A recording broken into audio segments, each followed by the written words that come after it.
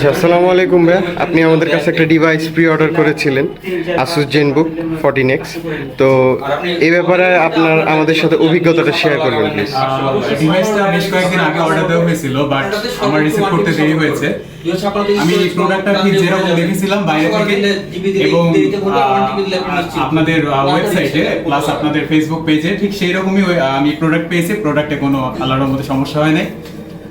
খুবই ভালো একটা প্রোডাক্ট এবং একটা মনের মতো আর কি একটা ডিভাইস। Thank you.